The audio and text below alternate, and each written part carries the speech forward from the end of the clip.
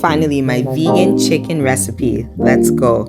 Vital wheat gluten. You're going to need 2 cups of vital wheat gluten. Next ingredient, nutritional yeast, half a cup of nutritional yeast. This is not an optional ingredient. Without it, your vegan meat will taste like a sponge. 2 tablespoons of mushroom flavor. You can get this at the Asian market. This allows for the vegan chicken taste, but as an alternative, you can use masala or tandoori. Ginger for digestion, as well as enhancing the pepper in the recipe. The onion powder is an optional ingredient. It does allow for a more chicken-like flavor, but it's definitely optional. You can replace it with a spice of your choice. Now, the ground white pepper gives a really nice sharp taste. I use 1 tablespoon of this. It sounds like a lot, but it's not.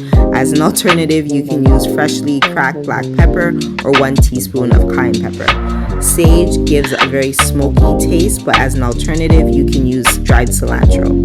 Coriander just allows for more depth in flavor, but it's definitely optional. You definitely do not need this ingredient. So you're going to whisk up all the ingredients really well, incorporate them really well, and now onto the liquid solution. So about 1 tablespoon of liquid smoke, and then 2 to 3 tablespoons of sesame seed oil. You can use any other flavored oil. I've tried chili oil. Olive oil is very neutral, and the remaining of the solution is just made up of filtered water or spring water, and you need about a cup. So in total, you have about 1.25 cups of water you're adding,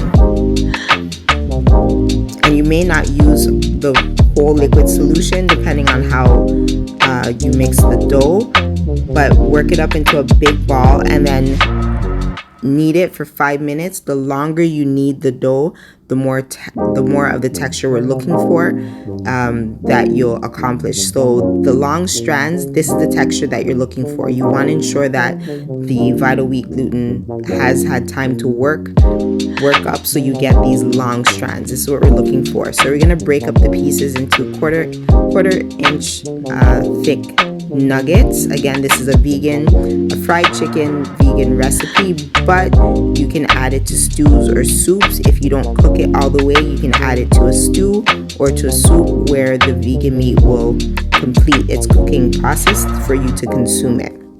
But if you want to have it as a meat to eat right away, the vegan nuggets to eat right away, just cook it for a minute longer. So you're going to cook it for 1.5 minutes on each side, but 1 minute longer if you would like to eat it right away. And this is the texture that we're looking for if you want to put it in soups or a stew. But again, if you want to eat it right away, just cook the vegan meat for 1 minute longer, and you can serve it to your family and yourself and enjoy.